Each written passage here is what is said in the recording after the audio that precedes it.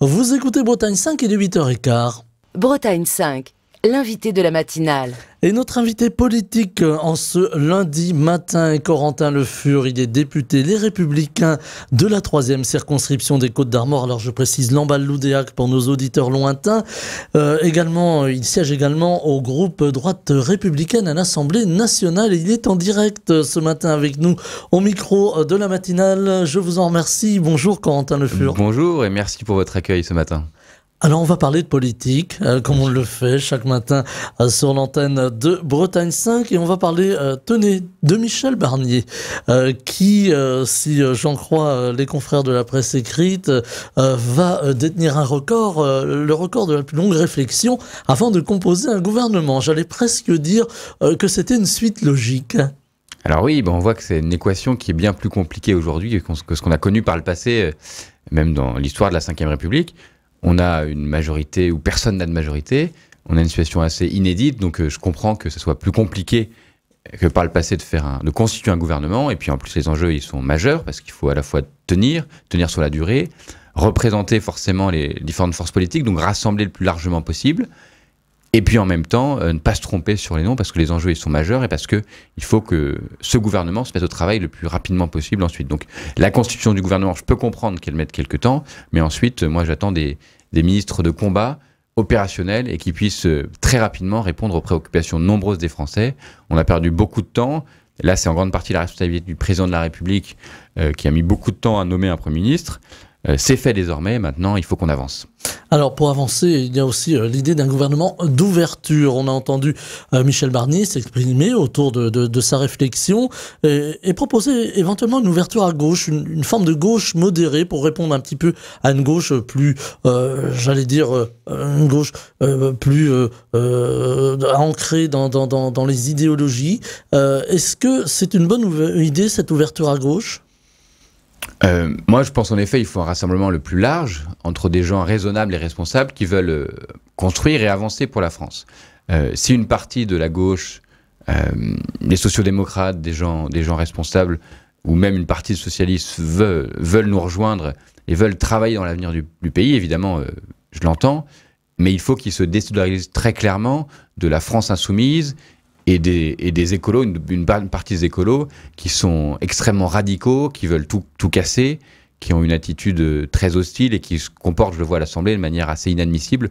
Donc, s'ils se démarquent très clairement des dangers et des postures de la France insoumise, oui, mais à cette condition seulement. Alors, et sinon, évidemment, moi, je me réjouis que la droite revienne au pouvoir et que les idées de droite et que nos projets, nos propositions puissent aussi avancer. Alors justement, la droite est un peu pointée du doigt parce qu'on dit voilà, elle a pas fait un grand score aux élections législatives. La gauche revendique justement la victoire, le Rassemblement national aussi. Voilà, on a compris qu'on avait une Assemblée nationale très, là aussi sans majorité, morcelée. Vous dites c'est une bonne idée que la droite revienne. Est-ce qu'il y a besoin d'apaiser aussi on va dire la vie politique? On a vu ces temps derniers très chahuté. Est-ce qu'il y a besoin d'apaisement pour pouvoir travailler justement? Bien sûr, l'apaisement il est fondamental. Et déjà, sans la droite, on ne sortait pas du blocage. C'est finalement cette position d'équilibre, avec en plus la personnalité extrêmement rassembleuse de Michel Barnier, qui a permis de sortir de l'ornière. Mais ça faisait 50 jours qu'on n'avait pas de Premier ministre après la démission du gouvernement actuel. Donc sans, l'esprit de responsabilité des Républicains et de la droite française, on ne sortait pas de l'ornière parce qu'on voit que la gauche se déchirait de manière extrêmement violente, que la gauche finalement ne veut pas gouverner ou ne veut pas faire de compromis. Donc c'était impossible d'avoir un Premier ministre de leur force politique parce qu'ils n'étaient pas d'accord entre eux ou alors les noms qu'ils proposaient étaient, impossible à accepter. Donc finalement, c'est la droite qui a permis de sortir du blocage et je m'en réjouis. En plus, on a une personnalité, celle de Michel Barnier, qui est un homme d'État, qui a à la fois l'expérience, la stature, la hauteur de vue, pour à la fois être parfaitement indépendant du président de la République, marquer vraiment un renouveau clair et se démarquer du président de la République dans cette nouvelle politique qu'il faut conduire. Et en même temps, c'est quelqu'un qui a l'esprit de responsabilité, qui a le sens du compromis, qui a su, au niveau européen, rassembler largement. Et cette personnalité, elle sera essentielle dans cette nouvelle configuration où on fera la politique différemment. Et on n'a pas le choix, c'est la composition de l'Assemblée qui est comme ça, c'est les Français qui l'ont voulu. Pour pouvoir avancer, pour pouvoir apporter des solutions concrètes aux Français, il faut faire des compromis et il faut trouver des nouveaux équilibres. Alors, faire des compromis, mais aussi avec une politique de rupture par rapport à la politique du président de la République et des précédents gouvernements. Est-ce qu'on peut imaginer une rediscussion? Ça a été très demandé autour, par exemple, de la réforme des retraites ou de l'assurance chômage. Il y a une attente des Français. Est-ce qu'on peut imaginer, là aussi, remettre les textes sur la table, rediscuter, entériner une réforme, mais finalement peut-être différente?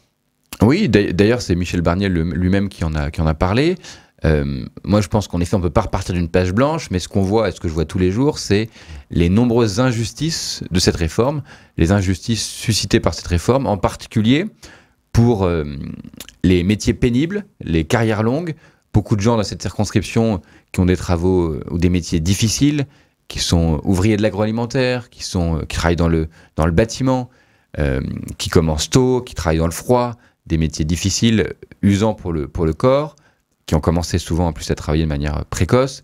Donc ces gens-là ont été complètement oubliés de cette réforme. On voit qu'il y a beaucoup d'injustices. Il y a aussi une grande injustice qu'on découvre de jour en jour, c'est la fameuse revalorisation des petites retraites.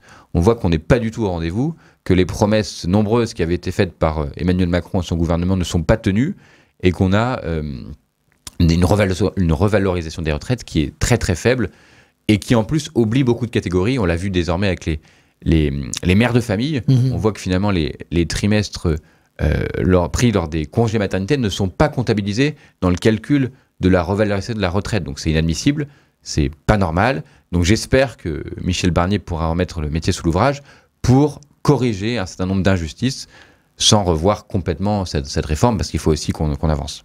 Alors, dialoguer, aller sur le terrain, c'est aussi un des leitmotivs de Michel Barnier, qui a envie aussi de retisser ce lien qu'on a vu quand même très abîmé entre les Français et les élus de la République.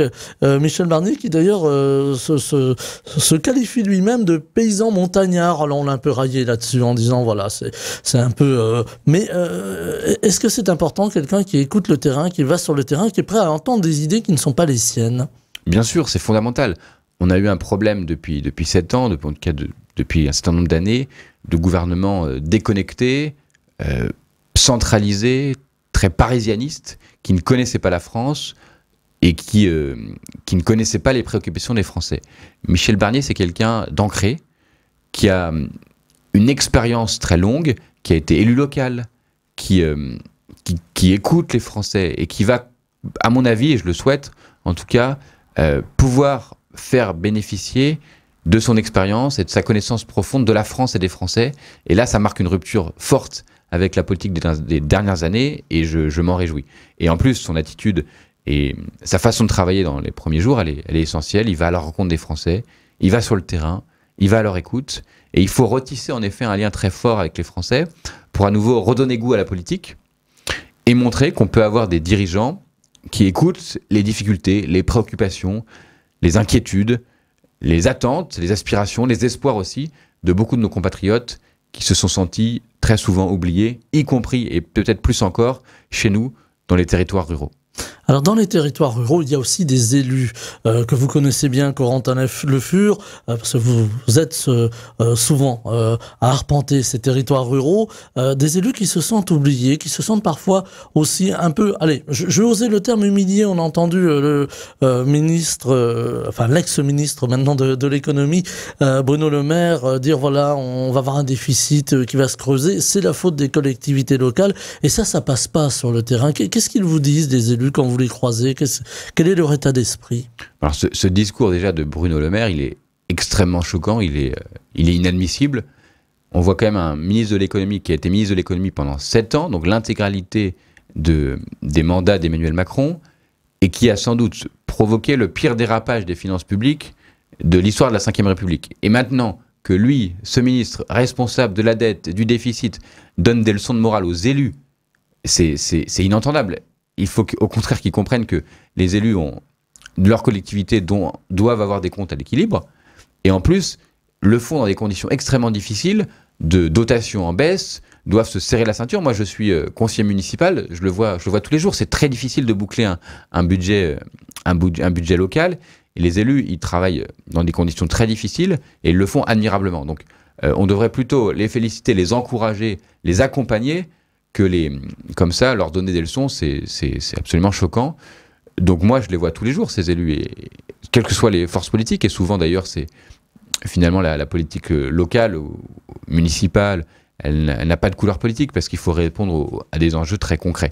Donc je les entends, je les vois, je suis sur le terrain tous les jours, et heureusement qu'on a des élus qui s'engagent, et la difficulté, ça serait peut-être au contraire d'avoir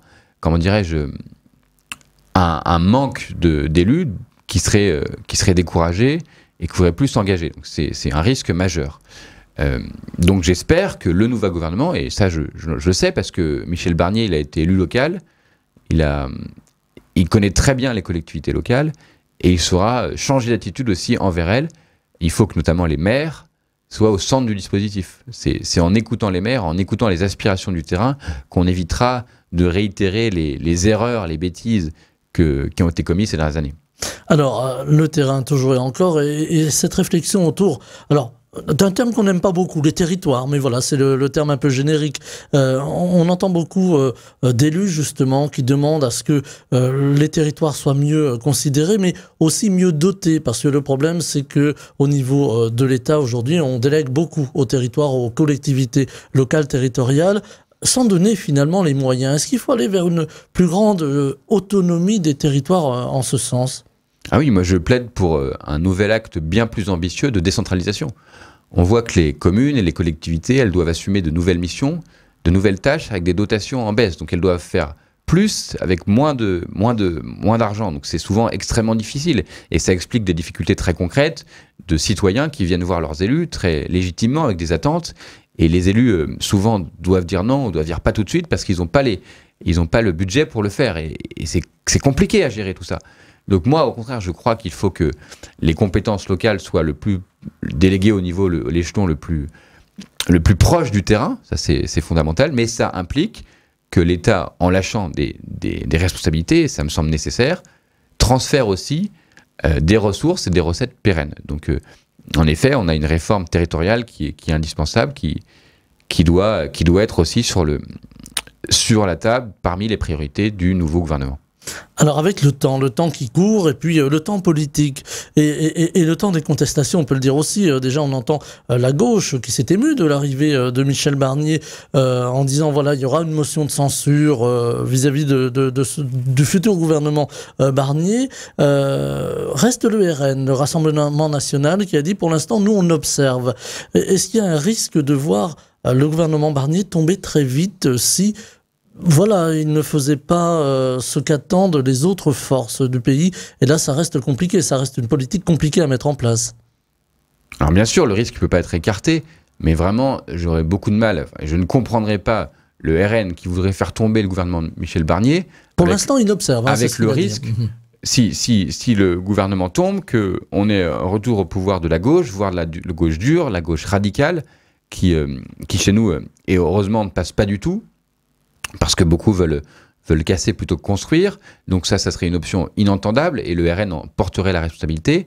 Ou alors, de voir un gouvernement avec un techno. On a parlé de déconnexion. Moi, je ne veux pas d'un gouvernement de quelqu'un qui ne soit pas élu, qui ne connaisse pas les réalités du terrain et qui puisse pas comprendre les priorités des Français. Donc le RN, en votant une motion de censure, porterait cette responsabilité et voterait d'ailleurs la motion de censure avec les Insoumis, avec les écolos, avec... donc une alliance, à mon avis, dangereuse des extrêmes. Donc je le souhaite pas. Il faut laisser le temps au gouvernement de travailler. Il y a des urgences très fortes et moi je me réjouis. J'ai mis en avant 3 priorités dans cette campagne. C'est la revalorisation du travail, de ceux qui travaillent, en augmentant le pouvoir d'achat. C'est l'accès aux soins, à la santé, à un médecin généraliste, à un EHPAD, à l'hôpital, aux urgences.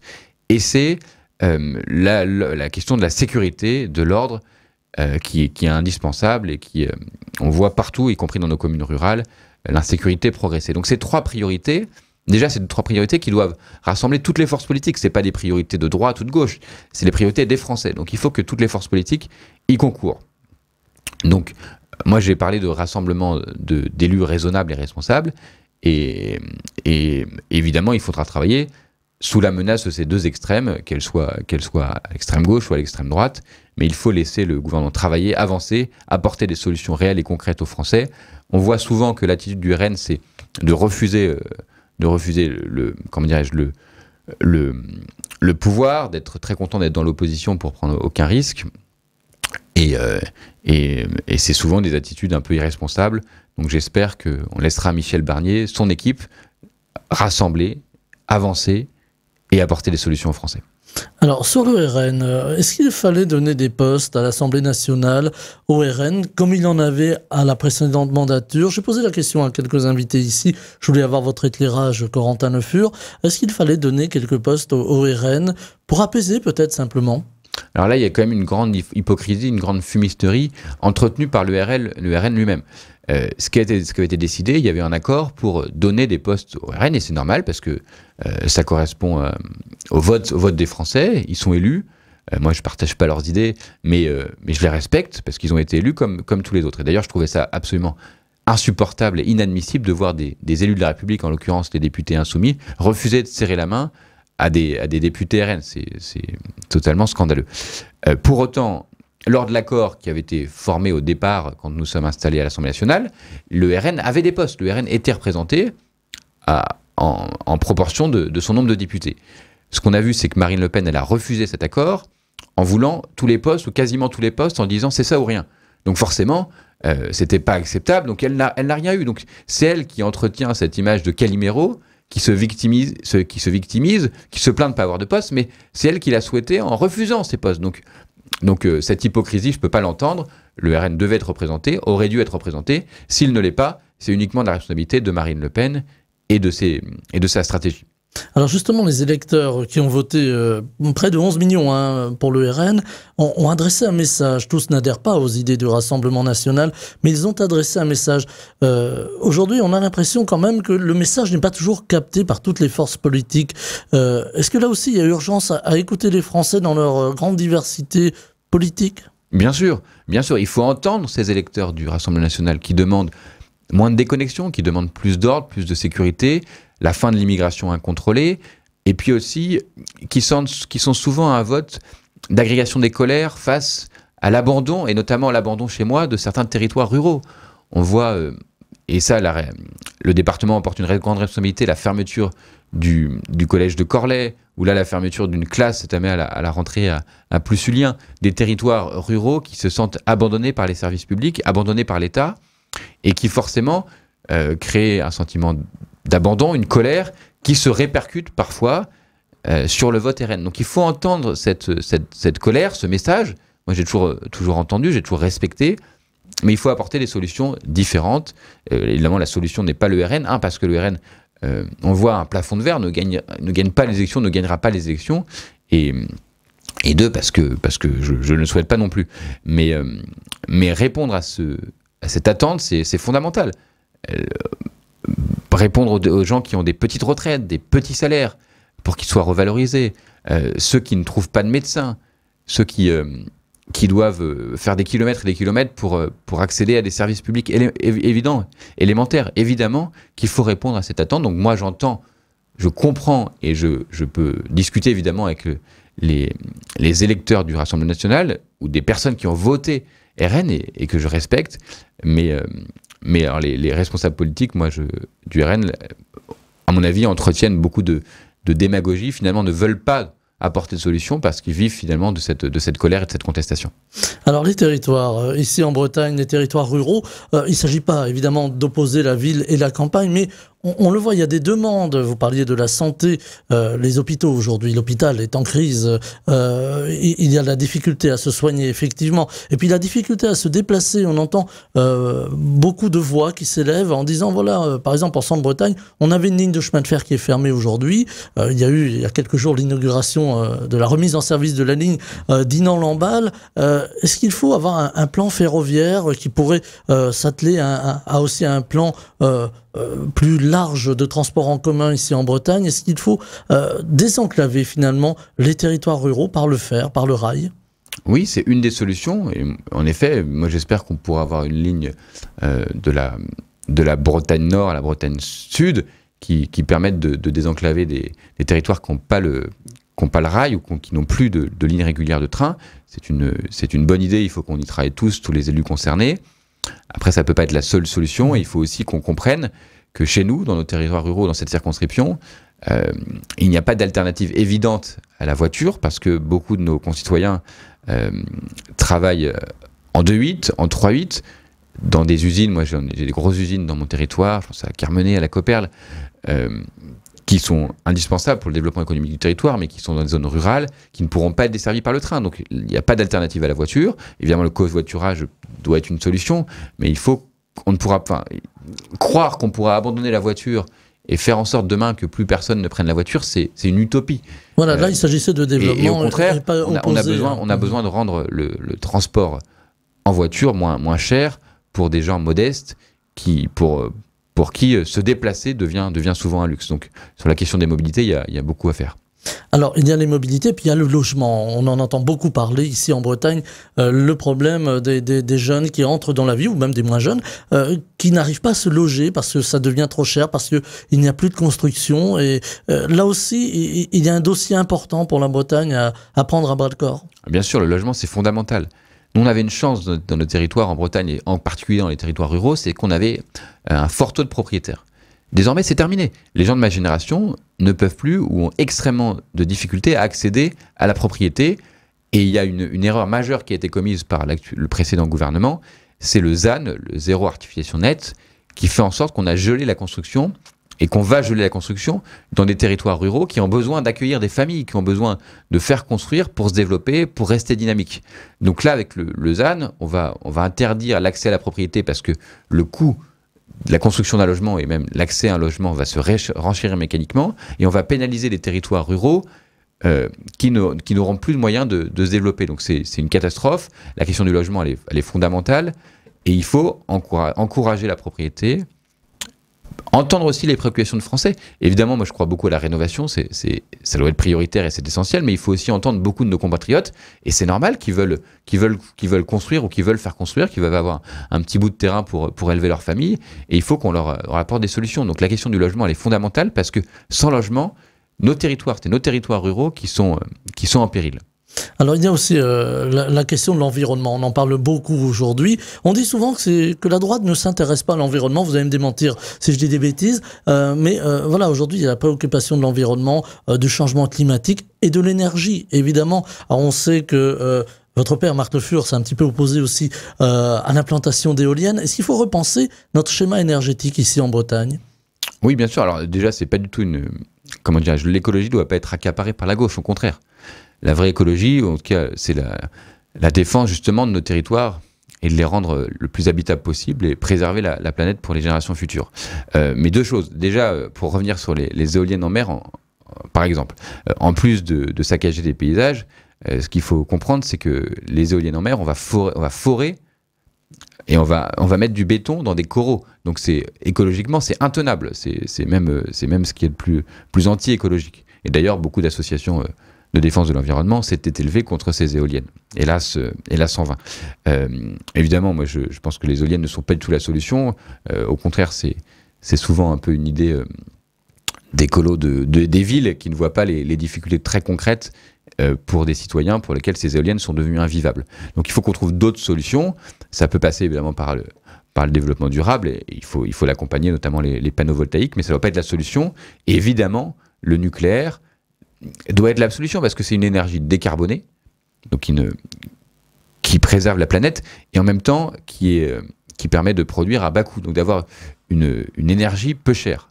Or aujourd'hui, on voit qu'on a de plus en plus de difficultés, on ne doit pas être dépendant évidemment des énergies fossiles, on doit, parce qu'on le voit, la facture d'électricité ou la facture d'énergie de nos compatriotes, elle a explosé, donc il faut qu'on maîtrise le coût de l'énergie, et en même temps, il faut qu'on produise une énergie moins carbonée, qui ne pollue pas, et qu'on fasse de cette question écologique une priorité. Moi, ce que je reproche, évidemment que l'écologie, c'est une cause de ma génération auquel je crois beaucoup, mais ce que je reproche à la gauche et l'extrême gauche, c'est de savoir accaparer l'écologie, d'en avoir une vision extrêmement punitive, une écologie finalement qui veut tuer l'agriculture, la chasse, qui ne comprend pas les réalités de notre territoire, qui est très déconnectée, qui est très dogmatique. Et évidemment, celle, je veux la combattre. Mais on a tous des efforts à faire, quels que soient d'ailleurs les secteurs, les secteurs de notre économie. Mais ça ne va pas être une écologie qui doit être punitive et qui doit surtout pénaliser en particulier les territoires ruraux. Un dernier mot, il nous reste une petite poignée de secondes, on n'aura pas le temps. Je voulais vous entendre sur l'agriculture, là aussi. Agriculture fondamentale, et j'espère qu'on doit avoir un gouvernement cette semaine et qu'un ministre de l'Agriculture pourra être là au SPACE cette semaine. Voilà, et pourquoi pas un ministre de l'Agriculture breton. Allez, soyons chauvins. On va être chauvins jusqu'au bout. Il y a eu les Jeux olympiques, les Jeux paralympiques, une belle moisson de médailles pour la France et pour la Bretagne. Ah oui, formidable. Moi, j'ai eu la chance de vivre une émotion incroyable en allant... assistant aux Jeux paralympiques, en voyant la médaille d'or d'Alexandre Léoté, chez moi de Saint-Cardec, en plus avec 2 quarts. Tout près de l'Oudéac, je le dis pour on était avec 2 quarts de Saint-Cardec et de l'Oudéac. Il y avait une ambiance extraordinaire. Il a récolté une moisson de médailles, mais donc 2 médailles d'or, 2 médailles de bronze. Ça a été sans doute la grande star de ces Jeux françaises, de ces Jeux paralympiques. En plus, il est breton, en plus, il est de Saint-Cardec. Donc, c'était une grande fierté et puis une émotion fabuleuse de voir ça. Dans une vie politique agitée où on a parfois des journées difficiles et beaucoup de boulot, pouvoir assister à ces moments de ferveur incroyables et vibrer derrière un athlète qui réalise des performances pareilles, c'était magique. Comme quoi on peut réunir les Français autour du sport. Exactement, moi je crois beaucoup. Finalement, ces Jeux Olympiques extrêmement réussis, brillants, ont montré une ferveur, ont montré que les Français, quand ils étaient capables de se rassembler, faisaient des choses merveilleuses. Il faut que le monde politique l'entende et qu'on soit capable de continuer sur cette voie, de se rassembler quand il y a des causes qui nous dépassent et qui nous permettent finalement des moments de communion. Corentin Le Fur, député des Républicains de la 3e circonscription des Côtes-d'Armor, Lamballe-Loudéac, qui est également au groupe droite républicaine à l'Assemblée nationale, était avec nous ce matin. J'ose vous dire bonne rentrée, c'est pour bientôt à l'Assemblée.